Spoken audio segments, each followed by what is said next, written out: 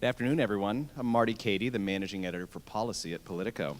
A few weeks ago, we launched a new Politico Pro vertical, Pro Agriculture, joining Pro Education and Pro Trade as the third policy coverage area introduced this fall. Since launching Politico in February 2011, we've expanded to 10 coverage areas with over 75 dedicated journalists. You can expect our Pro Agriculture coverage to focus on the challenging regulatory issues for the agriculture and food industries, including the nuances of the Farm Bill, its implications for SNAP and crop subsidies and crop insurance, as well as the impacts of food regulation, including FDA attempts to implement the Food Safety Modernization Act. We're also going to cover nutrition and GMO labeling, organic standards, meat and poultry safety policies, and a whole lot more. We're excited about this expansion, and we'd like to thank you for joining us for our official kickoff event. We'd also like to welcome those joining us, as always, here on the live stream. We have a really great program this afternoon. We'll start the conversation between Bill Thompson, Politico's senior agriculture reporter, and the Secretary of Agriculture, Tom Vilsack. We'll then move to one-on-one conversations with two policymakers who are heavily steeped in agriculture policy. We'll have Congressman Jim McGovern, a Democrat from Massachusetts, who's a member of the House Agriculture Committee and co-chairman of the House Hunger Caucus. Then we'll also have Congressman Steve King, a Republican from Iowa, who's chairman of the House Agriculture Subcommittee on Department Operations, Oversight, and Nutrition. Following this policy conversation, we'll have a third panel, and we'll get a glimpse of the issues with an industry roundtable that features John Bodie, who is president and CEO of the Corn Refiners Association, Jan Konix, who is the business director for biofuels at DuPont.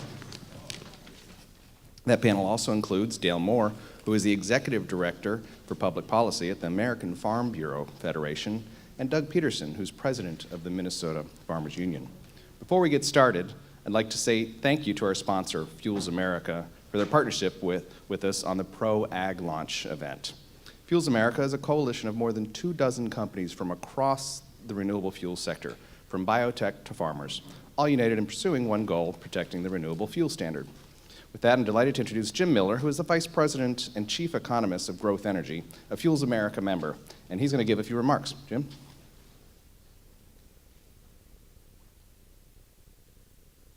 Marty, thank you for that introduction, and thank you all for attending this launch of Politico's Pro Agriculture. This is an important event, and I think Politico has put together just a great program today. It's also an honor to welcome some of the dignitaries that are participating in this discussion. My friend and former boss, Tom Vilsack, will be here.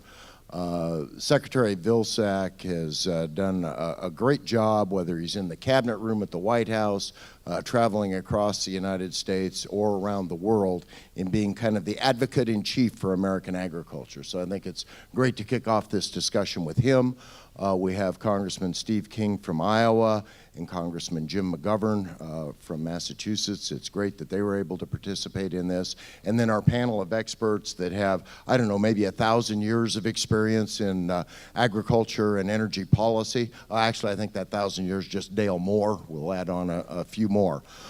But I think we have to understand that both agriculture policy and the renewable fuel standard have both been in the headlines this year in literally every publication, on television and on radio, and not always in a positive light.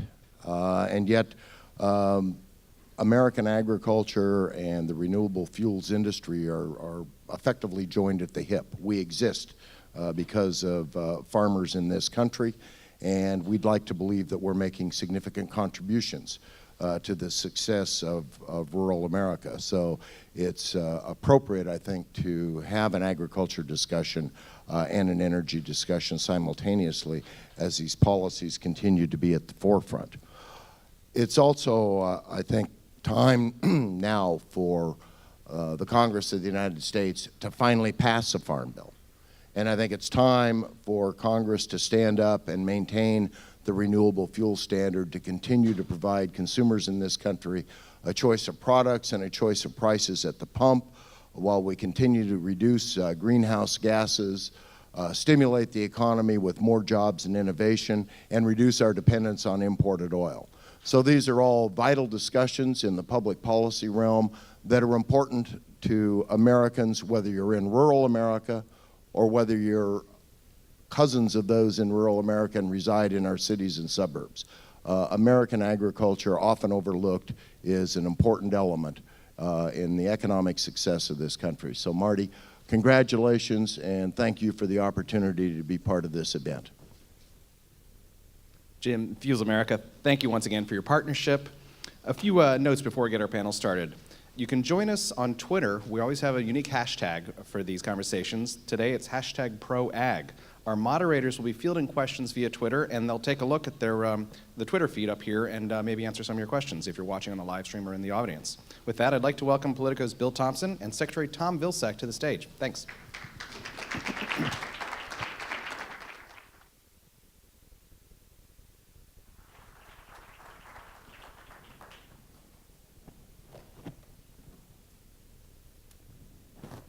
I have with me the very distinguished Secretary of the United States Department of Agriculture, Tom Vilsack. Thank you very much for being here. And I know you're busy, so let's get this started. The Farm Bill, President Obama has made the Farm Bill a top priority for Congress, asking him to get it done this year. Why now? Why has it become so important? Well, first of all, let me thank you, Bill, and thank Politico for giving us an opportunity to put a spotlight on American agriculture in rural America. It's an important place, and it's an important part of the economy, and it's appropriate for policymakers in this town to have a better understanding of the importance of agriculture in rural America. The Farm Bill discussion that occurs every 5 or 6 years gives us that opportunity to put a spotlight on agriculture. 1 out of every 12 jobs in America connected to agriculture. The President understands that. He knows that we need certainty in farm policy. That farm safety net is extraordinarily important to our producers. He knows that we need to continue nutrition assistance for struggling families and folks who depend on the SNAP program. He also understands what is often not covered about the Farm Bill, that it's more than a farm bill. It's a jobs bill. It's the opportunity for us to invest in business development in rural America that takes advantage of our natural resources, to create opportunities in the bio-based economy, to expand local and regional food systems, to better tie conservation to outdoor recreational opportunities and things of that nature. So it's a jobs bill. It's an energy bill because it will indeed allow us to invest, continue to invest in renewable energy sources. It's a trade bill. It's a reform bill. It's an opportunity for us to reform some of the farm programs, to streamline conservation, to again tie conservation and compliance to some of the benefits that the bill provides to producers, and it will help to reduce the deficit. So it's very important and vital, I think, that we get this done. And I would say that I think there's a link to it getting done and the Congress being able to do the important work on the budget, which is also extraordinarily important. We need to have a budget that's reasonable that allows us to implement these programs once Congress passes them. You mentioned nutrition and differences over cuts to the SNAP program appear to be one of the biggest obstacles to getting this Farm Bill done. Has the President, and by extension you, got into this debate, and have they advised the Farm Bill conferees on what they should be looking at? And is there a level of SNAP cuts that could draw a veto? Well, first of all, let me say the President has been pretty clear about the fact that when the House passed a bill initially, or was considering a bill that would provide for $20 billion in reductions, that was not acceptable. Certainly a $40 billion cut as proposed by the House is not acceptable. I think that there's too much fascination and too much focus on numbers in this town. I really think we need to be focused on the policy, and I think it is important for farmers and ranchers to know that the SNAP program is also part of that farm safety net. Because if people can buy more at the grocery store, they will, and that obviously will mean that there is additional market stability for products that are grown by farmers and raised by farmers. And conversely, the safety net that is so important to producers is extraordinarily important to every American, because one of the reasons we enjoy a great economy and a strong economy is because we have great flexibility with our paychecks, because we spend so little for food in this country versus what others spend. And that is a result of the risk of farming being reduced by those safety net provisions. But you asked where we are with this. Look, I think the focus needs to be not on numbers, but on policy, on the right policy. Everybody, I think, would agree that we want to do everything we can to provide work and job opportunities to those who need work to be able to take care of their families. And in fact, the USDA, through the 2008 Farm Bill, through the SNAP program, currently provides hundreds of millions of dollars to states across the country with one goal, to use those resources to better link the job opportunities that state workforce development offices are aware of with the SNAP beneficiaries that state human service offices know are currently receiving SNAP. There needs to be a better coordination between those state workforce development offices and the Human Services Office that is administering the SNAP program. That's going to create job opportunities for those who are seeking work and who need work. That brings down the cost of SNAP the right way. It's not the right way, as some have proposed in the House, to eliminate categorical eligibility, which is an efficiency operation that makes it less likely that states have to hire additional employees to process additional applications, because now instead of one application, you have to fill out multiple applications for all the human service programs. It doesn't make sense to suggest that we need a work requirement when there's already a work requirement in the law.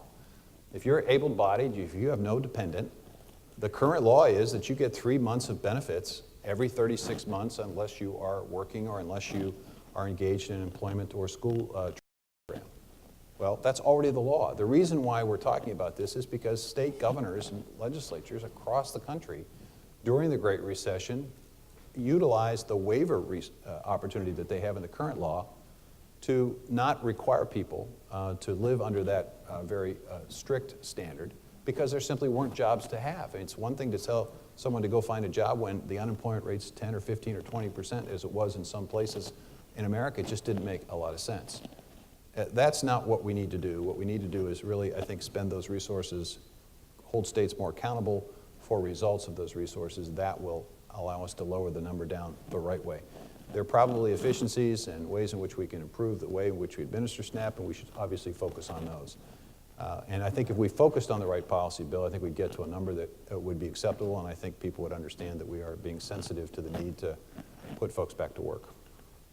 Thanks. One of the sort of surprise issues, we were all, when the Farm Bill conferees met for the first time, we were all expecting discussions over SNAP and subsidies and crop insurance. One of the sort of surprise issues was country of origin labeling and the attacks that came down on it, and the sleeper provision that was in one of the bills that would allow them to do this. USDA just implemented in May, it's the latest iteration in response to 2 panel decisions in the WTO. But opponents in the Farm Bill conference say they're trying to avert a trade war with Canada and Mexico. Are they acting prematurely? Is there anything to that? Well, I think it's unfortunate that we've got some who are suggesting that they want to inject themselves in a process that is currently in a process. You mentioned the WTO, and clearly there is a difference of opinion between Mexico, Canada, and the United States about the impact of the cool provisions.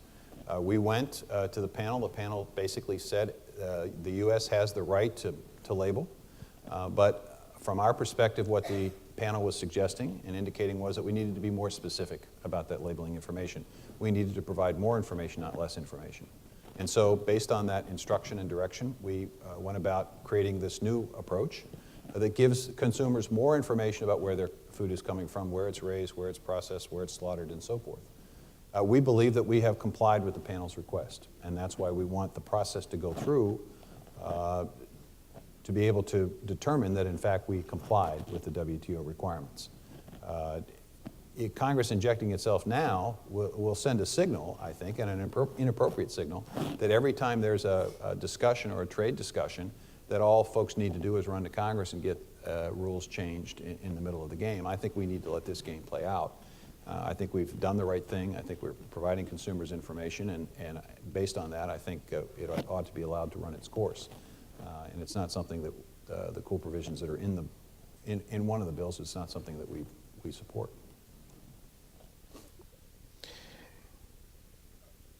I want to jump back to nutrition for a minute.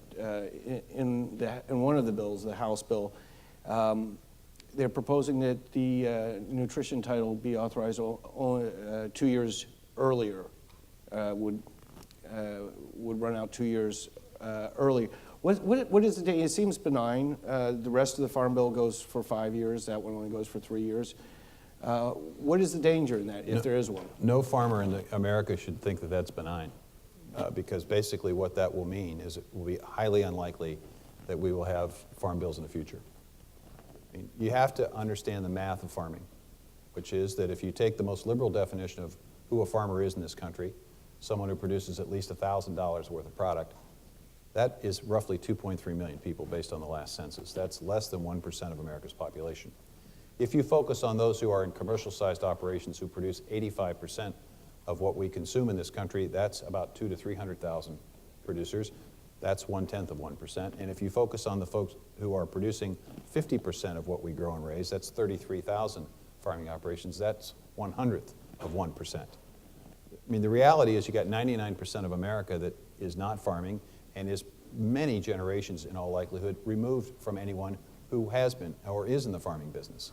So if you're going to get support for farm programs, if you're going to get support for the concept of crop insurance, or you're going to get support for the concept of giving risk management tools to producers in the event weather doesn't cooperate and their crop is destroyed, you're going to have to explain to the other 99% what's in it for them.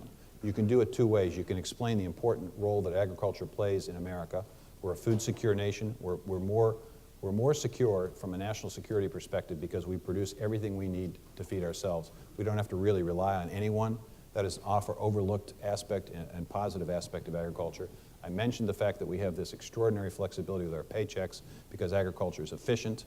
We only spend 10% of our paychecks for food. Most people around the world spend 20, 25, 30, in some cases 50 or 70%. So we have this ability to do a lot more with our paychecks, to buy a lot more things with our paychecks. That stimulates the economy. If you're going to get support from the other 99%, you can explain that, but you're also going to have to say that there's something in that bill that's going to benefit every single American that they understand more easily, and that is that there are times when we struggle, there are times when people lose jobs, there are times when people have serious disabilities that make it difficult, there are times when folks are working hard and are actually in the workforce, but they have children and they just can't meet their needs because the job they have is a minimum wage job or it's a part-time job, and so we need help. And when you provide that kind of program, you connect the farm safety programs and the food programs. Now you've got a coalition that makes it easier to pass farm bills. If you separate the two, I think you risk making it very difficult. You're always going to have support for nutrition assistance. You may or may not have support for the farm programs. Excuse me, jump to a different topic. The EPA is expected to reduce the ethanol mandate. Does this mean the Obama administration is backing away from its historic support for corn-based ethanol? Well, I think it would be hard to make the case that the administration is backing away, to use your term, in the support. I don't know what the EPA is going to do, and I don't know when they're going to do it. So I'm not going to assume that the premise of your question is correct. It may or may not be correct. But what I would say is this. We at USDA are very much involved in continuing to help this industry. We are now in the process of completing loan commitments to 4 additional biorefineries, in addition to the 3 that we've already funded. We are putting out payments to 245 producers of advanced biofuel. We're helping 1,000 farmers produce alternative feedstocks. We've engaged in the establishment of research hubs looking at alternative feedstocks in the supply chain in 5 separate areas around the United States. We have a unique relationship with the Department of Navy and the Department of Energy to create a drop-in aviation fuel for the Navy so that it can meet its goal of 50% of its fuel needs being met by domestically produced biofuel. And we're working with the commercial aviation industry in our Farm to Fly program, trying to develop 1 billion gallons of aviation fuel in order for that industry here in the United States to remain competitive. So it is very difficult with all of that assistance and help and articulating the need for a strong energy title in the farm bill that's being discussed by conferees to suggest that we're moving away.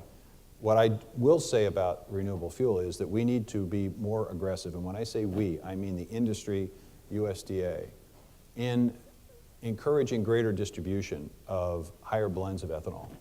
The oil industry has done a pretty good job of making it difficult for the expansion of pumping systems and distribution systems that would enable customers to take advantage of higher blends. There are 9 to 10 million flexible fuel vehicles on the road today. Detroit continues to manufacture these vehicles, and hardly any consumer realizes that they can put E85 in their car, and if they did, they'd have a hard time finding an E85 station unless they were living in Minnesota or Iowa or someplace in the Midwest. We need to figure out ways in which we can work directly with petroleum marketers, convenience store operators, and incent and encourage the distribution systems that would allow consumers access to higher blends. That is where I'm going to focus my time and attention. I want to work around, through, over, above, or whatever it takes to get around the oil industry that has basically put a stranglehold on distribution. I think we need to figure out strategies that respond to that. You mentioned, and I think Jim mentioned in his comments, there are benefits to this industry. There is a consumer choice and less costly gas because of this industry. There are jobs. Every ethanol plant, every job that's created in an ethanol production facility helps to support 3 additional jobs in rural America at a time when we need jobs. There is the reliance on foreign oil that has obviously gone down because of this industry. There are environmental benefits from this industry. And all of that is a reason for keeping this industry and for making sure that it continues to be viable. So that's where our focus is going to be. We're going to do everything we can to continue to support this industry. I think it's roughly a third of our corn that goes into ethanol. And one of the biggest criticisms, and usually it's from the people that have to buy corn. Wait a second, Bill. I'm going to stop you there. It's not a third. And the reason I'm going to say it's not a third is because part of what happens in that production process is that co-products and byproducts are produced, some of which goes back into agriculture and livestock in the form of feed supplements, some of which is developing new bio-based products. So I think we have to be careful about how much we say is going into ethanol production, because it's often forgotten that these byproducts and co-products are also being produced during the production process. Well, that goes to answer the question mark part here, and it is that you know, if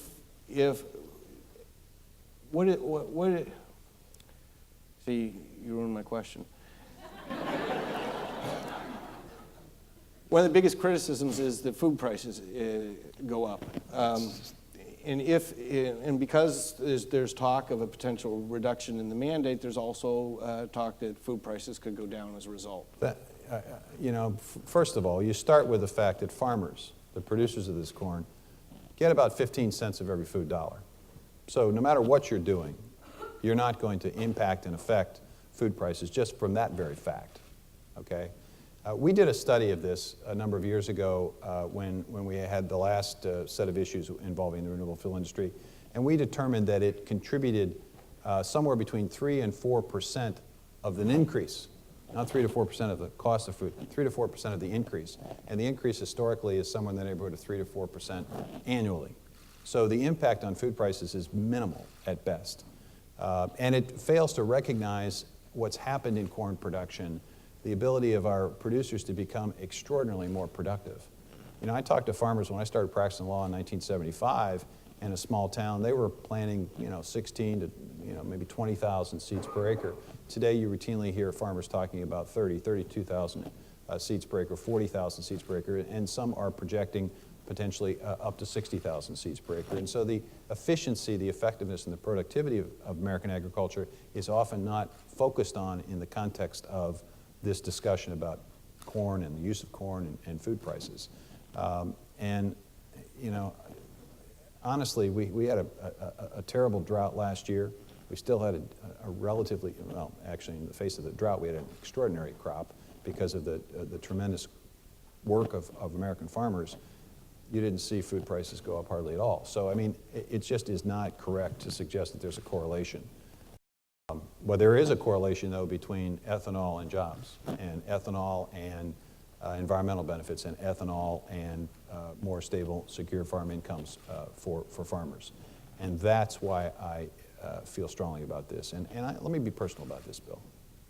Because sometimes we talk about numbers, we talk about facts and figures. I do a lot of that. When I started this job, one of the first things that happened was I got a phone call and a letter from a woman in California whose husband had committed suicide because he was devastated about the state of his farming operation. When I started as governor in 1999, one of the first things that happened to me was somebody reached out to me in the western part of the state to talk to me about how her husband had committed suicide. And when I practiced law during the 80s, I represented clients, one of whom's son committed suicide. A stable, secure farm income is about maintaining a value system and about giving people the opportunity to pass on to their children something that's extraordinarily important to them. And I think sometimes we lose sight in the discussion and debate that we're talking about people who care very deeply about the land, who care very deeply about their families and their communities and their country. It's one of the reasons why rural families disproportionately send their sons and daughters to the military. A lot of these kids coming back from Iraq and Afghanistan, they're coming back, and they would like to be able to have opportunities to come back to the small town from which they came. And part of our job here in Washington, part of our job at USDA, is to make sure that they have those opportunities. And that's why this industry is so important, because it's one of many strategies that we have to embrace to be able to provide a breadth of opportunity to rebuild this rural economy, to give these kids an opportunity to enjoy life in a place that raised them and supported them. Another issue being considered by the Farm Bill conferees is food aid. Most donor countries get their food locally, nearby where they want to give it to. Most of the U.S. food donations come from the United States. This has been criticized as inefficient and costly. There's a provision in the Senate Farm Bill that would change this a bit and push us more in another direction. What is the administration's opinion? What is your opinion on this? Well, in the President's budget, there was a proposal to basically reform this, to acknowledge that, especially in emergency circumstances, it sometimes takes too long for us to get food from here to there, wherever there is, to provide help and assistance, and it's often much more expensive, so we are not able to provide as much help to as many people as we could if we purchased more locally. Look, when this food aid program was started, it was designed to assist us in dealing with a surplus that we had in the United States. Well, today we have a robust export market opportunity, which we are taking full advantage of. We're going to have a record year in ag exports this year. We're going to continue to press. We've had the best 5 years of exports we've ever had. We want to continue to do that. And it seems to me that the impetus for this, to have it be solely placed in the United States, is not what it was when this program was first started. What we do know is that if we do this strategically and thoughtfully, we can get emergency relief to people faster, in some cases weeks and months faster, and we can save money, which allows us to feed and help more people, potentially millions of more people. So I think there's a balance here. I think there's an appropriate balance, and I think the Senate attempted to strike that balance, and I think the President's budget attempted to strike that balance. So that's the reason why we're proposing these reforms. And let me just say this. You know, I think that there is a need for people who are watching this and people who are reading Politico about agriculture to understand that rural America is challenged economically. It used to be that when the farm economy was doing well, that's all it took for everyone else in rural America to do well. That is not the case today because, again, we have so few commercial-sized operations.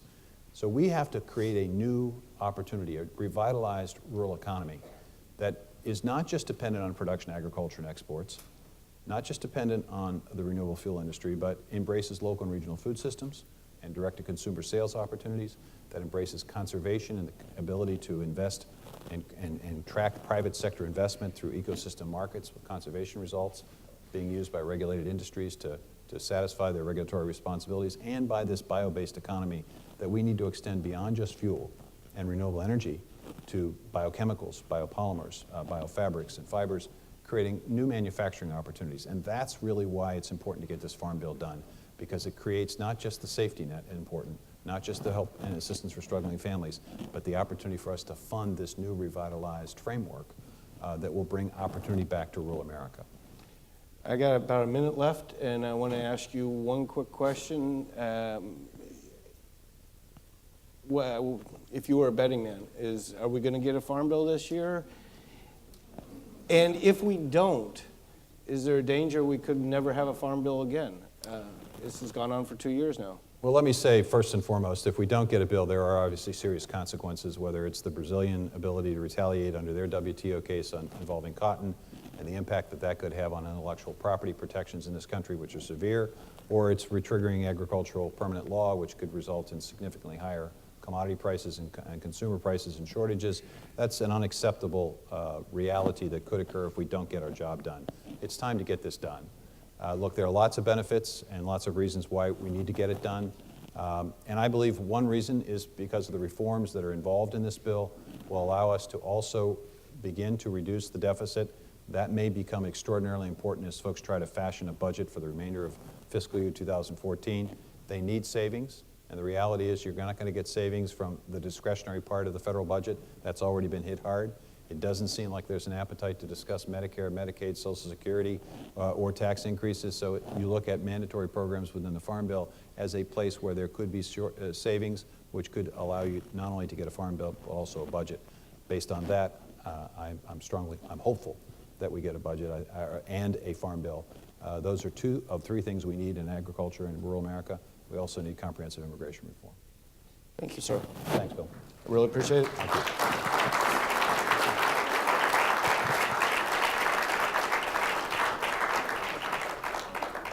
I want to thank the Secretary again for being here. I mean, this was really good of you, and now we're going to clear the stage and make way for our agriculture editor and my boss, Jason Huffman, and Congressman McGovern. Thank you.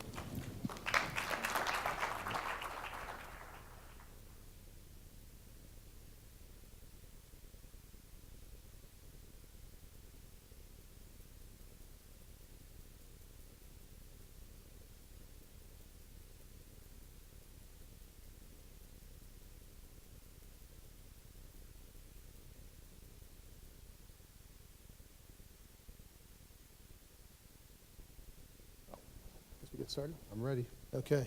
Well, hello, everyone. I've already been introduced, but I'm Jason Huffman, the editor of the new Politico Pro Agriculture Group.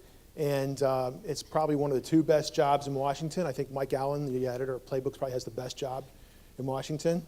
And I have part of the pleasure I get to work with a great group of reporters, very talented. And with me today is Representative Jim McGovern, who is an 8-term representative from the 3rd District of Massachusetts, member of the House Ag Committee, also co-chair of the House Hunger Committee. He is one of the 41 conferees who have the unenviable job of merging 2 farm bills. So I would say that Congressman McGovern has probably one of the 41 worst jobs in Washington right now. Thank you. So I'm just going to hit you with the first question right out of the gate here. Are we going to get a consolidated 5-year farm bill before Thanksgiving? I don't know if we get it before Thanksgiving. I'm optimistic that we will get one. I think, based on the people that I've talked to who are on the conference committee, both in the House and the Senate, Democrats and Republicans, there's a desire to get this thing done. I think people realize it's important to have to give farmers certainty. It's important to have a long-term farm bill, and so so far, we keep on moving in the right direction. You feel good? You feel like it's going to happen? I feel good. Maybe it's my medication, but I feel good. Well, let's get right into one of your favorite issues, and that is the Supplemental Nutrition Assistance Program. What is your feeling about a farm bill that goes forward with more than a $4 billion reduction to that program? Yeah. So for me, the only line in the sand that I've drawn is that we have a farm bill that doesn't make more people in this country hungry. I don't think that that's a radical idea. I don't think that's too much to ask, and I think we got to be able to get there. I think if you go more toward what the House did, I think you're not going to get a farm bill. I would oppose it. I know a lot of my colleagues on the Democratic side would oppose it. And for good reason. I mean, these are arbitrary cuts. I don't know why 40 billion versus 20 billion versus 10 billion. I mean, these are cuts that will impact real people. And we've never. I'm on the subcommittee on nutrition. We did 0 hearings on SNAP. You want to reform the program, you got to do a hearing. We got to make sure we know what we're doing. The full committee, 0 hearings on SNAP. And yet we have these major policy changes and these major cuts that would adversely impact a lot of poor people. And so, for me, what would cause me to vote against it is a bill that would increase hunger in this country. Okay. Well, I threw a number out there, the $4 billion that was in the Senate bill. Is there any room to move north of that? I don't think there is. I mean, look, we've already had an $11 million cut because the stimulus money has run out. So there's already been a cliff. People already see a reduction in their benefits. But when you think about it, well, why is it such a hurdle to make sure that everybody in this country has enough to eat? And this is one of the most efficiently run programs in the federal government with an incredibly low error rate. You never know that when you hear the debates on the House floor, you know, because there are lots of distortions. But this is a program that works. And if you want to lower SNAP spending, then you have to improve the economy. I mean, that's the way it works. It's counter-cyclical. The better people do, you know, in the economy, the more jobs that are out there, the fewer people on the program. So if we focus on the economy, we will see a reduction in SNAP benefits. But kind of taking this meat axe approach to it, you know, I think is very troubling. And I got to tell you, I also objected very strongly to the tone of the debate in the House of Representatives on this. Kind of the demonization of poor people, the belittling of their struggle. Look, we're better than that. And this used to be a bipartisan issue.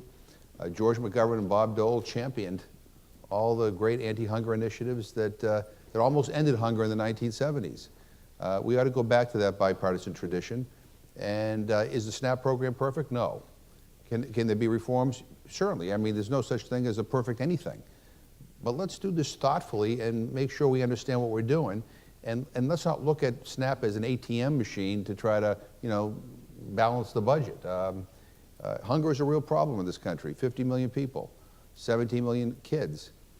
We should all be ashamed of that, and we ought to do something about it and not make it worse, at a minimum. I mean, I'm not even to make it better in this bill for me to support it. I'm just saying we ought to make it worse. And just kind of one final thing. I mean, I think the White House ought to take some leadership on this issue. We've been pushing now for 5 years for a White House conference on food and nutrition. We had one once in 1969. Richard Nixon was the president. It actually produced some good things. You know, you want to deal with the issue of hunger, we got to deal with it holistically and not little bits and pieces at a time. So, you know, if the Secretary's still listening, we need this White House conference on food and nutrition. I think it would help you kind of put this debate in better perspective. I'm going to ask a follow-up question, but I want to remind anyone who's watching via live stream that if you have any questions, to send them to #ProAg, and we'll try to get your questions into the interviews that we're doing today. Well, surely, we jumped into food stamps, but surely there are some other issues in the Farm Bill, 2 farm bills that are coming up that you were concerned about. What are the 1 or 2 other issues that you're most concerned about? Yeah, well, you know, a lot of people don't realize, but Massachusetts has a lot of agriculture. In my district, I have a lot of agriculture. I'm concerned, obviously, for my dairy farmers and small and medium-sized farms that they don't get disadvantaged by some of the mega farms. I have a provision in there dealing with animal fighting that would actually crack down on spectators who participate in that. So I'm concerned about that.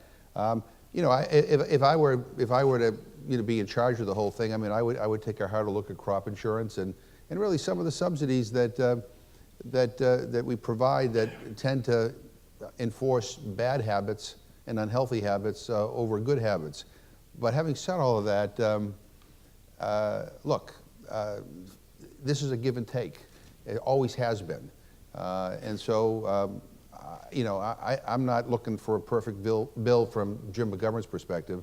I'm willing to compromise and to be flexible, but my line in the sand is, you know, I'm not going to support a bill that's going to make hunger worse in this country. And I would like, and I, you know, like to think that shouldn't be that radical of an idea. We have time for one more question. How are we doing? Good. Dairy stabilization, the dairy stabilization program. It's in one bill, but not the other. I like the Senate one better, for me, for my constituents. I don't think the Speaker of the House likes what's in the Senate bill, but look, I think for my dairy farmers, the Senate bill is a better deal. And in fact, most of what's in this, I think there's a lot of good things in the Senate bill that I would prefer. But you know, we'll see how it goes. I just end with this. I am hopeful, and look, I did a group of a number of farm forums in my district over the break last week. I'm not a farmer. I'm not an expert on agriculture. But I went to this farm in Hadley, Massachusetts, a place called Barstow Farm. And it helped me appreciate how hard farmers work and how important their job is. One of the members of the family reminded me that on Christmas Day, when I get up and open presents with my kids, he and his family are out milking cows, praying that nothing goes wrong so they could actually enjoy Christmas dinner with their families. And, you know, I've come to appreciate this community, not only for their hard work, but for what they produce. We all need food. And I'm a big supporter of locally grown food, and I want to see agriculture expand in this country and not contract. So for those people, I'm willing to be as flexible as I possibly can to get them the certainty they need and a bill that will help them. But all I'm asking for is we don't make hunger worse. I mean, this is a major problem in this country. It's a costly problem. And God, we ought to be able to come together on this. And you know, the last farm bill we had, what saved that farm bill was nutrition. If Colin Peterson were here to tell you that like 2 o'clock in the morning, Nancy Pelosi, myself, Rosa DeLauro, and Colin Peterson were in the back room off the Capitol trying to find ways to get votes for this farm bill. And it was nutrition, increasing the nutrition titles, that actually resulted in getting a farm bill passed in the House. You know, I still believe that nutrition is the key to passing a farm bill. These Tea Party people aren't going to vote for anything. You know, you could eliminate SNAP, and they're still going to vote against it because they don't like any of the subsidizations of anything. You know, where you need to get your votes are for people who actually care about the nutrition title. And to the extent that we move more in that direction, I think you'll get a farm bill. So I have time for just one more question, actually, and that is, just where are we? Where's the action right now? What's going to happen this week In the conference? Yeah, I don't know what's going to happen this week. I mean, staff are talking. You know, members are meeting with one another. I've been doing my one-on-one meetings with all the senators and members of the the conference committee. I had dinner last night with Steve Sutherland, who has some language in there that I don't like. But what'd you guys have? It was pasta last night. Yeah, it was pretty good. Yeah, you know. Pasta lobby's happy. Yeah. So I mean. But look, I mean, I think all of us are trying to find ways to collaborate and cooperate so that there is a farm bill. It is important, and I hope whatever the conference decides, I hope the Speaker of the House will allow it to come to the floor for a vote, even if he's not satisfied with every detail, and even if kind of the Tea Party caucus is not satisfied with every detail. I hope he'll bring it up for a vote. Because I think it's important that we get this done. Okay. Well, Congressman, thank you so much for coming out today, and I really appreciate it. I look forward to chatting with you in the future, perhaps, and hopefully maybe at the end of this, the conclusion of having a farm bill here. Looking forward to it. Yeah.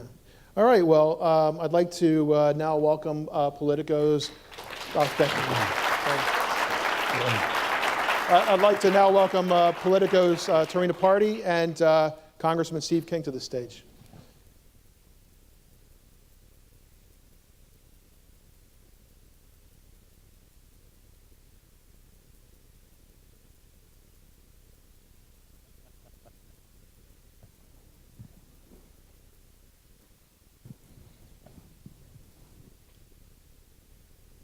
Thanks, Jason. We appreciate you being with us today, Congressman. I know you're very busy, so thanks for taking the time out. Thanks for having me here. I wanted to start off by first off just generally talking about what your biggest priorities are for the Farm Bill. The biggest priority is I want to establish a 5-year plan so that our producers have predictability. And we've been operating on this extension now, and now an expired extension of the Farm Bill. And there isn't such a thing as certainty when it comes to agriculture. We all know that. So that's why I say predictability. So let's get that policy in place. Let's get it done. Let's get it to the president's desk and get a signature on it. And then within that, on the agriculture side of this, I want a good risk management plan. And the foundation of that is crop insurance. And when I look at the difference of that, my memory is it's not possible probably to test my memory, but here's what I remember. Back in about 87 or 88, we had some really tough years. And I went through all of those 80s and lived that farm crisis. And in fact, I lived with a knot in my gut for 3.5 years. And I only knew it was there when I would watch the basketball game and they'd call timeout and that knot would reform. I know what it's like to live through those times. But back in that time, we only had about 13% of our crops in our area that were insured. And we had disaster payments that came along one after another. I remember 1985, $26 billion in disaster payments that came out of the Reagan administration. And now we're up to about 88% of our crops in our region are insured. And we've gone through epic floods, the Missouri River secret flood, I called it, in 2011, that about 500,000 acres, according to Secretary Vilsack, were underwater all summer long, 3 months long. And still, we had the drought of 2012, an epic drought, and crop insurance bridged us through all of that. So those would be that's the essential component for the agriculture side of this bill. You obviously have an amendment that's garnered a lot of attention recently. Could you talk a little bit about that amendment? I know you've said in the past that it's been mischaracterized. Maybe specify why you think your amendment has been mischaracterized. Well, the people that are mischaracterizing it, I have to get myself into their mind a little bit, and I have to try. But about 3 years ago or so, actually it started out with the ethanol issue. There was a California CARB issue where they had concluded that global warming was caused by corn-based ethanol, and they concluded that if we would take an acre of corn in Iowa and turn it into ethanol, somebody would start up a bulldozer in Brazil and clear 2 acres of trees. So they decided they were going to try to block corn ethanol out of California in order to save the planet from global warming in this convoluted theory. I know, I couldn't have gotten there on my own either. But that's where they were.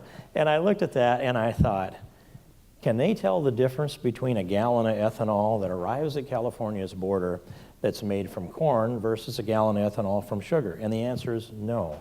They are the same product. And so how is California regulating the means of production of ethanol? That was the first question. Then I wrote a bill that dealt with all products that are traded in interstate commerce because I realized that we had states that were committing trade protectionism in violation of the Commerce Clause of the Constitution by regulating the manufacture or means of production of those commodities. And so I had the bill drafted and we were floating it out, trying to anticipate those unintended consequences and deal with them when I realized that there is an effort across the state to regulate the means of production in a lot of different ways. No gestation crates for sows, for example, and no stalls for veal calves, and no feeding ducks and geese in an accelerated way for foie gras liver, and let alone the egg issue. Well, the egg issue came to the forefront because California's referendum, at first it was going to be free-range eggs in California only. In fact, Speaker Pelosi ordered that for the cafeterias in the Capitol when she was Speaker. And price of eggs went up, and my staff brought their lunch. But the California referendum, it was fine with me. California can regulate the means of production of their agricultural products to no end. They can overregulate their producers if they choose. They have the constitutional right to do that under the 10th Amendment. But the referendum was one thing, but they passed a law after that, a statute that was signed by Governor Schwarzenegger that regulated the eggs coming into California, which is any eggs that are sold or transported into California have to come from hens that are in a minimum cage size, which turns out to be, ironically, not by accident, exactly double the typical size in the industry. So if eggs are going to be sold into California as of the first day of 2015, they must come from hens that are in battery cages the size specified by HSUS, the Humane Society of the United States, which I have dealt with for a long time, and just the shorthand, label them the vegan lobby. And if you watch the moves that they've made, they have tried to raise the cost of our food that comes from animal products or our poultry as well as fish. And so I think that's their agenda. I see it clearly. And I wrote the bill, which is now known as the King Amendment, or the PICA, the Protect Interstate Commerce Amendment, to restore the Commerce Clause of the Constitution, which it reserves the regulation of interstate commerce between the states to Congress, not to the states. They can overregulate their people, but they can't regulate into other states. Or think of it this way, our founding fathers understood that there would be conflict between the states, and the states would be setting up trade protectionism, tariff barriers to protect their producers and advantage their. That's what this means of regulation does. It protects California's producers, and it violates the Commerce Clause, but we can't just sit back and wait for it to be litigated, because If we do that, then the producers in Iowa and across the country will already double their infrastructure cost. So we have to get this in this farm bill now, or it creates such a mess that the genie can't be put back in the bottle. And what are the chances of this amendment, you think, making it into the final version? Well, if Constitution and rational thought prevails, really good. But right now, I would have said last week that they were a little better than even. And I'm looking at all of the misinformation that's been poured out there, probably about even right now. I think it's drifted back just a little bit. But in the conference committee, 41 of us, we have to get down to facts. And just being against something because it's a regional issue is not good enough. So, for example, if Californians, and some of them in the conference committee, oppose my amendment, they're going to have to say why. The reasons that they've given sound more like excuses to me than reasons. The only thing that I've heard is a reason is from Dennis Cordoza, and he's in the previous Congress, and I think there's one other member from California that's also uttered this: we need to protect our producers in California. That's the only thing that I hear that is a reason, and that's not good enough for the other 49 states. It's good enough for a Californian who chooses to do that. But if they decide they want to come up with a bad idea and implement it in California, they have no authority and no rational reason to apply that to all the rest of the country. This huge free trade zone that we have was envisioned by our founding fathers. All 50 states with free trade.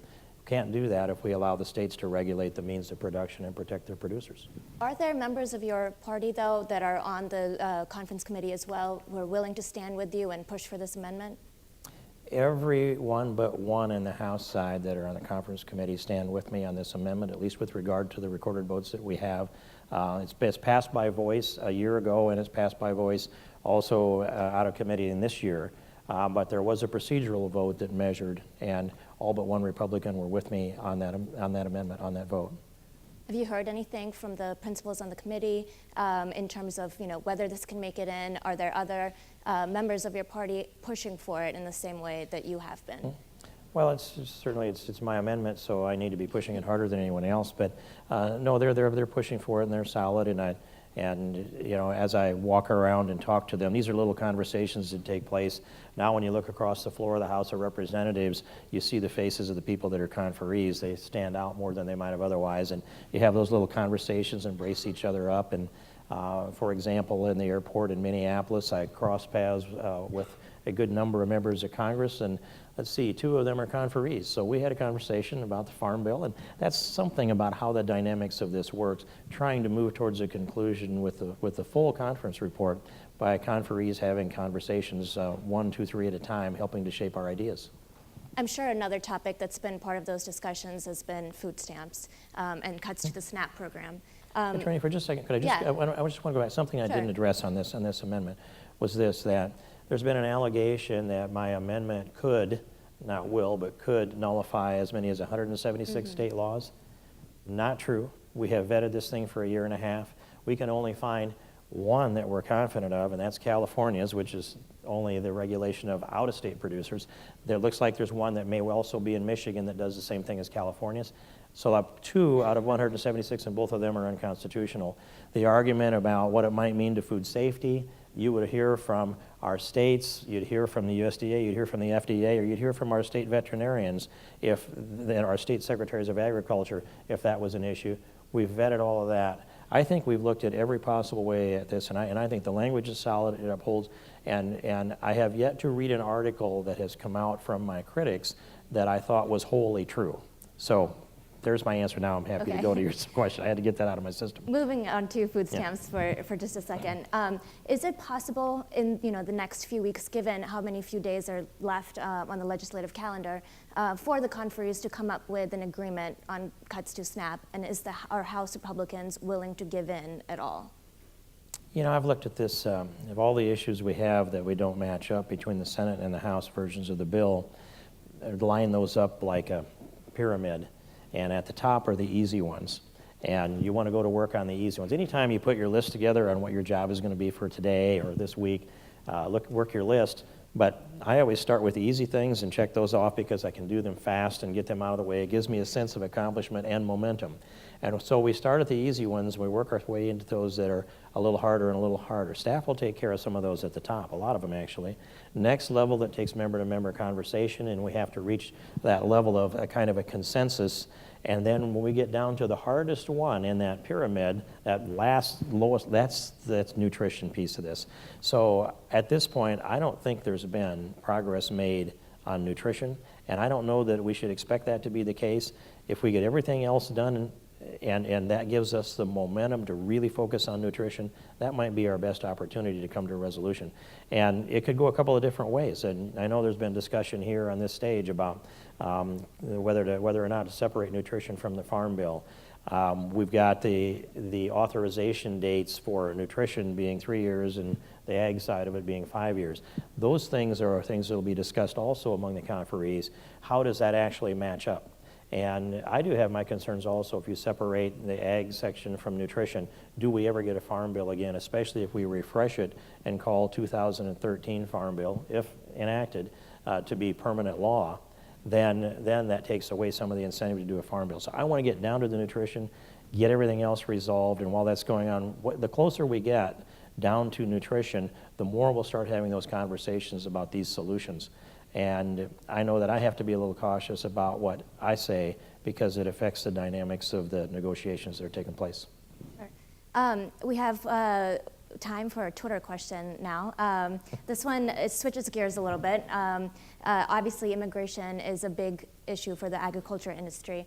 So I wanted to touch on that just a little bit. You know, you've obviously been opposed to the Senate Gang of Eight bill.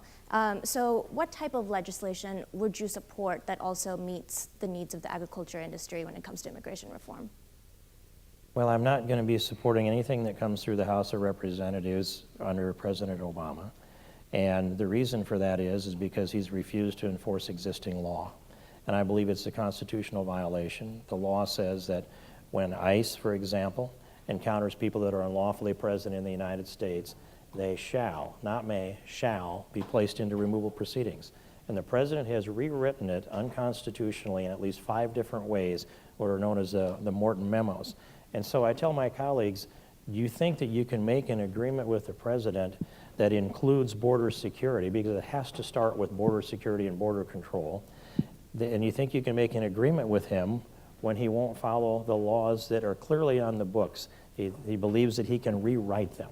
That's a clash, that's a constitutional clash between Article 1, the legislative branch, and Article 2, the executive branch. But legislating by executive edict, or even press conferences he has done, and expects people to follow what he says at the podium out in the Rose Garden, you can't do business with a man who you never know what you're dealing with. It continually moves. But I will say we have adequate laws on the books for an executive branch who actually keeps their oath of office to take care that the laws be faithfully executed, for us to have a border security, and what we need to do is restore respect for the rule of law. I think that's a 3 to 5 year endeavor with a president that believes in it. And so anything else that we might do just simply opens the door. And by the way, the Senate Gang of Eight bill, by the way, I'm one of the people that's actually read it. I mean, and the bottom line on it is this: it is perpetual and retroactive amnesty for unless you committed a felony or a serious misdemeanor. And if you're in this country as of the last day of 2011, I believe is the date that's in the bill, then you get to stay. And if you were deported prior to that, you get an invitation that says, we didn't mean it, come on back. And then it's silent on anybody that would come into America after December 31st of 2011. But it implies that if you can get into America, then you're just in line for the next amnesty. That says we could never restore the rule of law, at least with regard to immigration, ever again if something like that passes. And I believe that the rule of law is far more important than any of the other topics we're talking about here.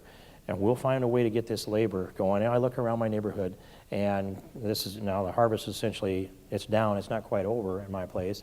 But the combines are running full bore, the grain carts are going, pickups are going back and forth, somebody's unloading grain, somebody's watching the dryers, somebody's moving food back and forth.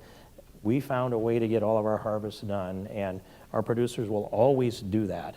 They have to look a little further sometimes, but our producers will always find a way to get the job done. All right.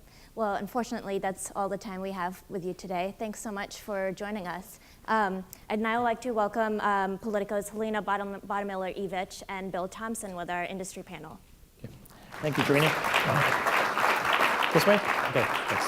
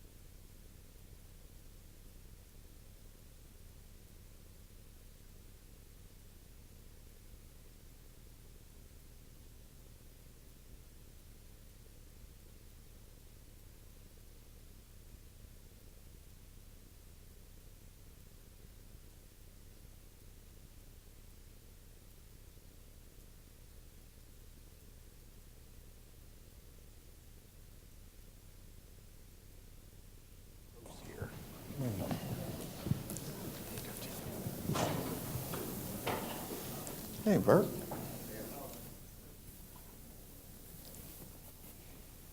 Good afternoon, everyone. Bill and I are thrilled to welcome our industry panel here to round out the discussion. With us today, we have John Bodie, President and CEO of the Corn Refiners Association, Jan Konings, Business Director for Biofuels at DuPont, Dale Moore, Executive Director of Public Policy at the American Farm Bureau, and Doug Peterson, President of the Minnesota Farmers Union. And I just want to remind everyone you can submit questions that we can put to the panel using hashtag ProAg. We don't have a lot of time, so I'm going to kick it off to Bill to start us off. All right, well, let's continue the discussion on the Farm Bill. Thank you, all of you, for being here. There's quite a divide between the Senate and the House Farm Bills that are being supposedly merged as we speak. But farm subsidies come with quite a bit more strings attached in the Senate Farm Bill. Wealthier farmers would pay higher premiums, and in order to get crop insurance, farmers would have to follow new government conservation laws. Are these good developments, or is this the government gone too far? Well, the National Farmers Union's policy simply is that if you're talking about the cross-compliance, which I believe you are, cross-compliance for National Farmers Union and Minnesota Farmers Union policies, you need to do a conservation program in order to get those subsidies. And the issue out there that we have a lot of people that are aligned with us in the conservation community on clean water and clean air that believe that if you're going to have benefits from a farm program and a conservation program, they should be married. One of those small things that we've done before in a previous farm bill is conservation compliance. So I think it works. The subsidy issue will always be in front of the consumers, and as you know, the direct payments may be another piece that's going to be going away, and it's hard to justify when farming is doing well. You should be having a direct payment when you're doing okay. The issue that we have is the Farm Bill needs to be passed so that when there are collapses in the market price, there is a safety net for farmers so that we can have food sovereignty and food security in the United States. Bill, I would jump in and add to the point that Farm Bureau's policy, we oppose means testing, period. But it's part of the law, something we deal with. But attaching it, applying it to crop insurance, particularly on the premiums, we think is wrong. It takes us down a road where it's like a slippery slope. The money that's saved from that is not going to be that substantial, but more to the point that it puts us on a path to where we keep going down. You know, now it's 750,000. What happens, down the road? Do they keep lowering that? And the impact that that has on other insured in the process when the big guys decide, okay, this is too expensive, I'm going to get out and try other means of managing my risk. Okay, But, farmers had to go through, the conservation hoops to get the direct payments. Why not crop insurance? When you've got the crop insurance program, it's something that producers are writing a check. Granted, the government helps in that process, but the producers are writing a check. If they have a good year and the crop insurance isn't affected, they don't get that money back. This is like insurance that we buy on our cars and anything else, but there are some factors in it, particularly the systemic risk factors, that make it different than, property insurance or car insurance. And so when you head down that process, producers writing a check should not have to have additional compliance factors plugged on them simply because they happen to be farmers. Thanks. Lena? I want to jump to GMO labeling. I know we've been talking a lot about the Farm Bill, but I cover food policy, so this is my bias I'm bringing in here.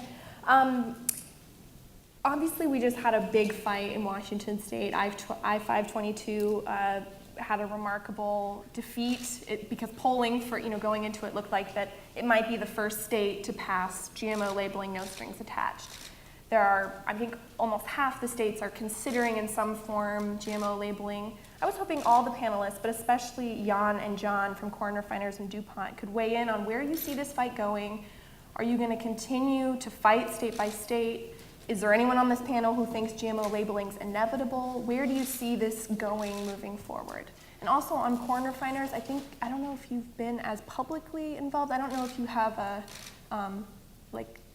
if you're involved in these campaigns to push back against labeling efforts. Well, the Corn Refiners Association certainly opposes these state initiatives to impose GMO labeling requirements. And the reason is it's a disservice to consumers. We're really dealing with a false issue. We've got GMA estimates that over 85% of the food supply has GMO, and this is driven by some anti-biotech interests as a way to impose a sort of skull and crossbones label on products that are produced through biotechnology. That's not helping anyone, and so we're certainly opposed to those efforts. Moreover, we really think the best way to go forward is to have a nationally uniform policy. And that's the key. We need for Congress to act. That needs to be a deliberate process. It needs to be inclusive. But that's the way to deal with it going forward. I'd like to say one other thing, and that is the constitutionality of this whole approach is highly suspect. To impose a labeling requirement and comply with the First Amendment, one has to directly advance a substantial government interest. What is the government interest in requiring GMO labeling? The courts have said mere consumer curiosity is not a substantial government interest. So is there a risk, though, if you push Congress to have a national standard or policy? Is there a risk that could open up for a small label on the back, or do you see any risks taking that approach? I think the most important thing we need is clarity in the law, and that is the fundamental. The food industry has been very eager to respond to consumer demands. What's the problem, though, is if we've got one requirement in one state, a different one in another, that's the disservice. That's what causes all kinds of confusion and lots of litigation. Look at the litigation we're having around the use of the term natural. So what we want above all is clarity so that the rules are laid out and then everybody can comply with them. Does anyone on the panel think GMO labeling is inevitable? Some have suggested that there are enough states considering it, enough consumer interest. I mean, this is a huge issue for agriculture and consumers. I know that in National Farmers Union and our State Farmers Union in Minnesota, we'll be considering both those issues at our state and national conventions. What I've heard in the countryside when I've been talking to farmers and people that actually are buying products and supply, that there's an issue with being able to have a purity issue if it is or does not, has or has not got GMO in it. So you're hearing kind of there may be support at it at the national level, and frankly, in a personal opinion, freedom of information and allowing consumers to know the nutritional value and the caloric value would follow in line with what else is out there. And if you go to Europe, there are all kinds of things going on with sourcing and transparency in food products and production. And Europe is, I think, ahead of us on talking with consumers right now.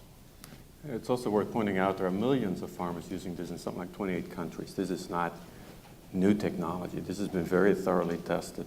And this puts, just a simple label. People want to know what's in their food, but just a simple label does this disservice. This is a more complex thing. So we'd rather see some thorough debate. So will you continue to support state-by-state efforts to we want to DuPont participate in a debate on how this is best done. How is this information and the safety that these crops show through their thorough use worldwide, how can this information be properly shared with consumers rather than just in a little label that lacks information, quite frankly. I was just going to add that the one thing, we've seen labeling initiatives pick a topic. They always pop up, and if they're successful in getting it on a label somewhere on the package, then it becomes a debate, well, is it on the back of the label or on the back of the package, on the front of the package? Is it in big type, little type? And what does it serve? Is there a scientific or public health or some kind of message in there that needs to be conveyed? This seems to be, back to John's point, an effort by those who want to effectively put a skull and crossbones on the package that this is not something you should eat, and we don't think that's right. So one final follow-up is, are all the groups and companies here then pushing for, talking to FDA, talking to Congress about having clarity? Is that the... Well, when our policy gets decided, we'll have a position. I know that sounds really terrible to tell you that, but I think there's going to be clarity at the national level. I think there's too much demand, and at what level of, whether it's positioning on the package or what level or percent it will be, I think down the road this will happen. If you want to weigh in. May I just note, it's not that we're all against labeling that informs consumers. We've got labeling available now. Voluntary label statements can be made that a product is produced without use of GM. We certainly have organic labeling, and that's why an effort that is really just an attempt to discourage use of biotechnology in agriculture is so problematic. When you look at the future needs of agriculture, biotechnology must play a critical role. The Secretary had a lot to say earlier about the country of origin labeling, and I'm wondering, the Farm Bill conferees are right now, they're considering whether or not to repeal this. The high fructose corn syrup, you guys are in the spotlight because Canada has threatened to retaliate. If they were to repeal, cool. What would be the effects? What are the upsides versus the downsides? And is it worth it for consumers to know more about what they eat? Or would it be best to just try to avert a possible trade war? Well, American Farm Bureau's policy supports country of origin labeling, provided that it is WTO compliant. This has been ruled, for beef and pork anyway, it has been ruled non-compliant. So as we look at the country of origin process, our belief is that this needs to get resolved. We don't need a retaliation, particularly with a country that is one of our biggest beef export markets, pork export markets, and we're one of their biggest customers. Getting this resolved in a workmanlike way that avoids prolonging this fight, and it may take repealing of COOL to do so, because it doesn't appear that there's an administrative or regulatory solution that will pass muster. But on that point, though, I believe the Secretary sat here and said that they did the WTO, and the WTO agreement on COOL is compliant. And it's just a matter of doing some detailing things, which has been done. The issue for me as an American is, should Canada tell a sovereign nation in Congress to repeal a law. I don't think we should go there as a country. Leave cool alone. It's a law that's been tested, it's been on the books for years, and it's finally being implemented, and I think it's the right direction we should go. Well, we feel that it's of critical importance that we honor our WTO obligations. We've got international trade obligations, we need to honor those. Unfortunately, our arguments from the U.S. in this case so far have been unsuccessful. And I respectfully disagree with the Secretary's suggestion that Congress stay out of it and let it run its course. To stay with those unsuccessful arguments to date and run the course leaves us in a situation where we could easily be non-compliant and facing major retaliation. Not just Canada, but Mexico. You know, the corn refiners alone ship over $700 million worth of product a year to Mexico. Corn is, and it's not just corn products. We're looking at Canada has indicated they would retaliate against corn itself. So corn would not be exported to Canada. We've got processing in Canada. So corn refining couldn't even happen in Canada because couldn't get enough corn. That's the sort of economic havoc that can result from failing to meet our trade obligations. We're not opposed to country of origin labeling. We just respectfully insist that it needs to be consistent with our international obligations. I think one of the things that often gets overlooked, we're looking at this from the standpoint we lost a WTO case. If the situation were reversed, we'd have every expectation that Canada was going to swallow how the cool rules were operating, or if we win a case WTO on any other product. So it's part of that process. Canada's not telling us what to do. I know they'd like to, but it's up to the Secretary, it's up to Congress, I think, in this case, to find a solution. Yeah, but I think everybody sat here at the 2008 Farm Bill and signed off on cool with Colin Peterson. And now, all of a sudden, there's this great opposition to cool. And that is, I think, trembling in the countryside. Consumers by 90% want a cool situation. They want to know where their food comes from, where their meat comes from. Application of that, it only makes common sense to us. Great. We just got a question on Twitter that I will put to the panel from PCRM. It says, we think the Farm Bill should include more healthful food stamp options to address hunger and nutrition. And I'm not sure if they're talking about nutrition restrictions in this, but I don't know if anyone wanted to touch on that since food stamps have been, or SNAP has been a very key issue. Well, I've spent a little time around that program. I'll say that, you know, when you look at the data, it's let me back up a step. I think people sometimes are eager to manage what food stamp recipients receive and try to dictate how they run their lives. And that's just, I would say, inappropriate, and the data doesn't support it.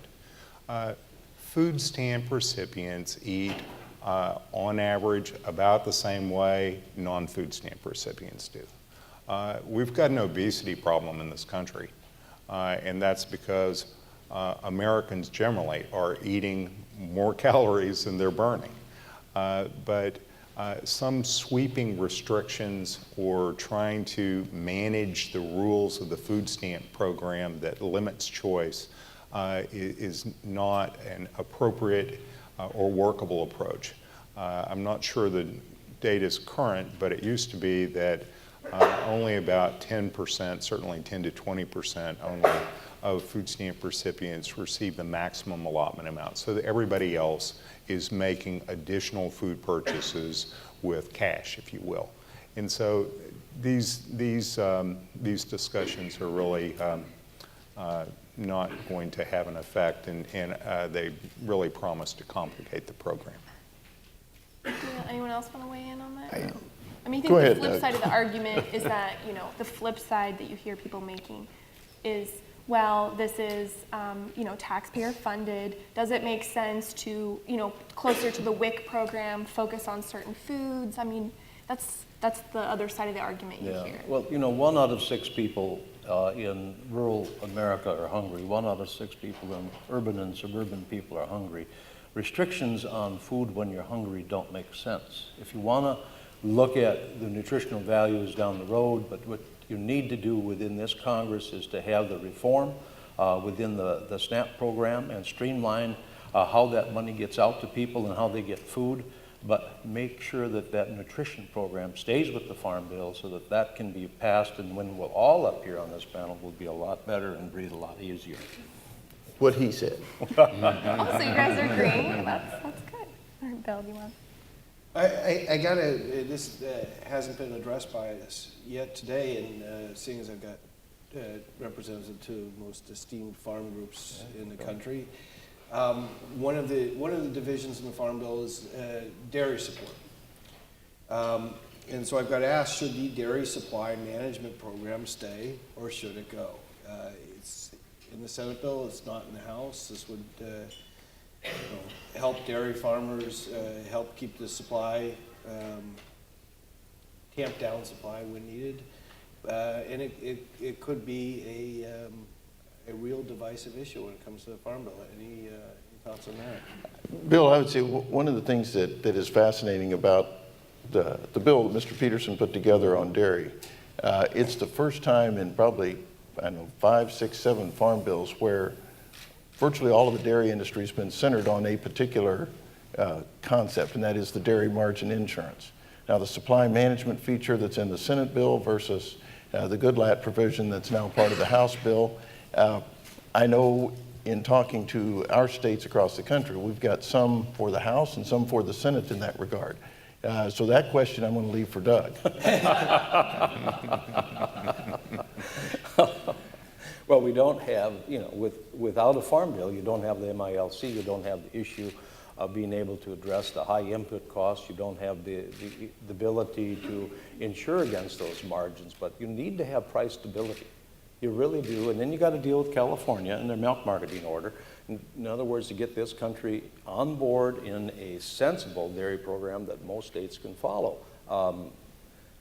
Supply management is part of our national policy, part of Minnesota's farm policy also. You have to manage supply, and when I just don't think, and it all gets back into that Farm Bill, when you end up with permanent law coming back in and consumers being threatened with $8 and $9 a gallon milk, you need to have a dairy stabilization in there.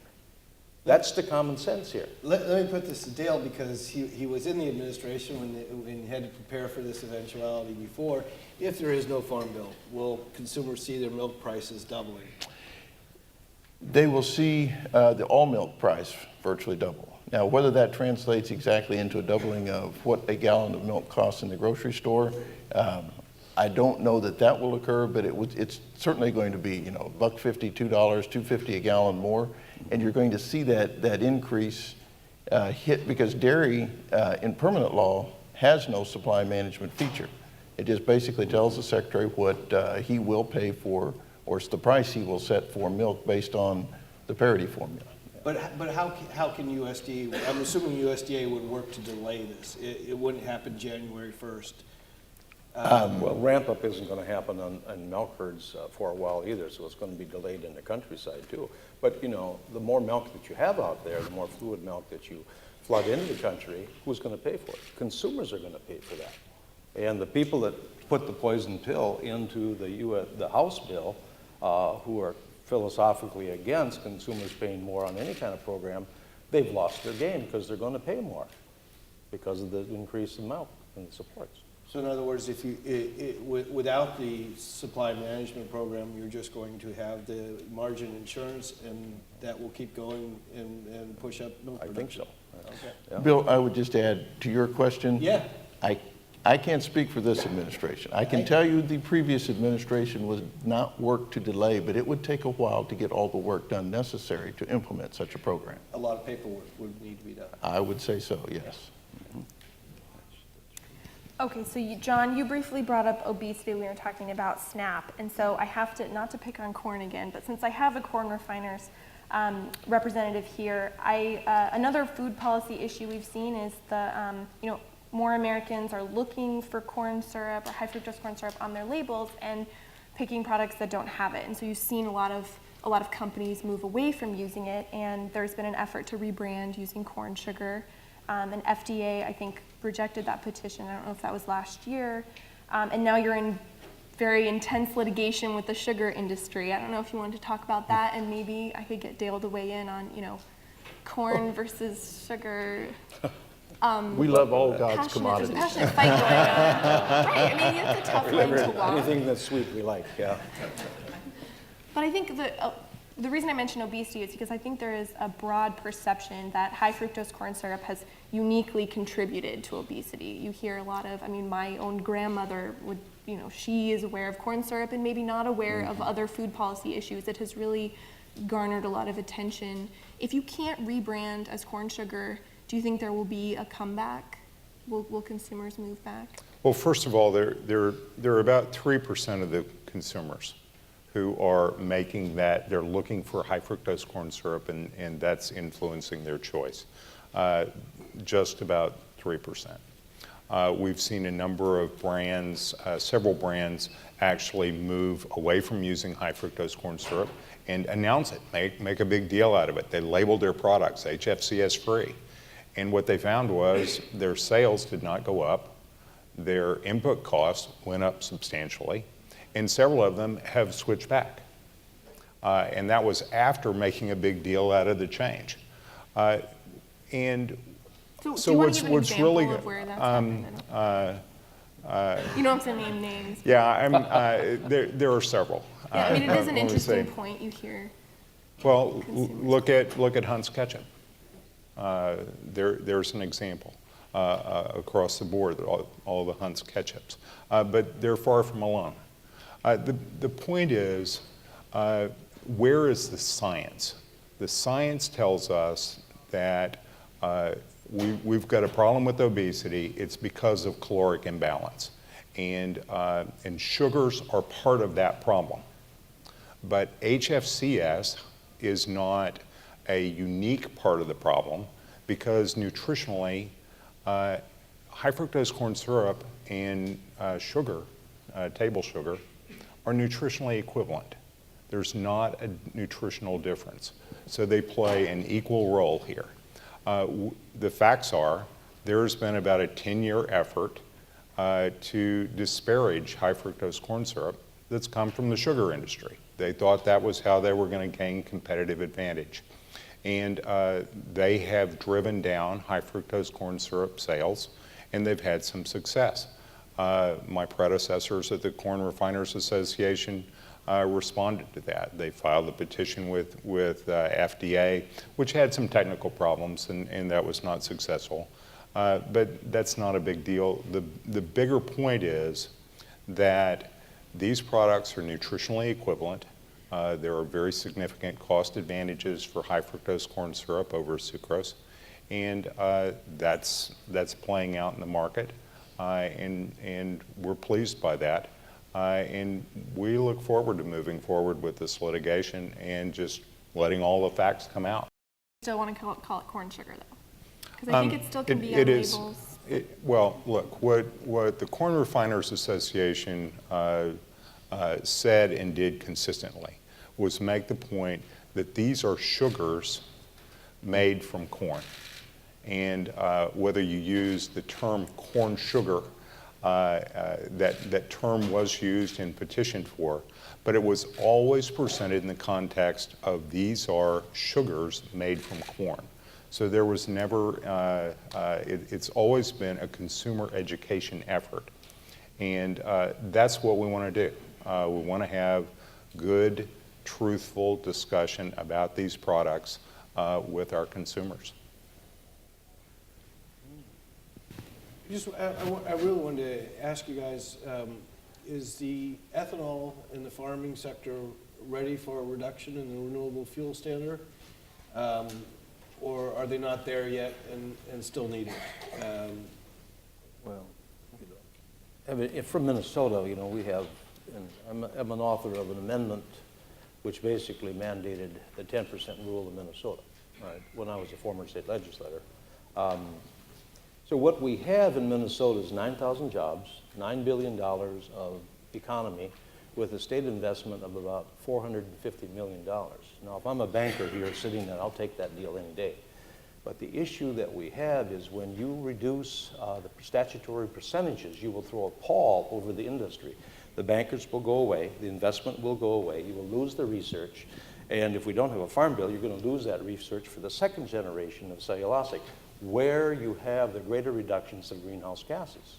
We have 43% right now greenhouse gas reduction with corn ethanol, and even greater with cellulosic. But if we don't move forward with the farm bill on the research or a reduction, you will throw a pall over this industry throughout the Midwest. You know, a common theme we've talked about here all along is a need for stability in regulation, sort of predictability, knowing where regulation will take us. And in the RFS, we actually have that, and you can see it work. You can see how this industry has come up and been very successful in delivering really high-quality fuel to the consumer, reducing gas prices in the process, reducing our dependency on imported oil, bringing climate benefits. And as you said, the second generation is now coming on. We're building a plant in Iowa that'll run on corn stover.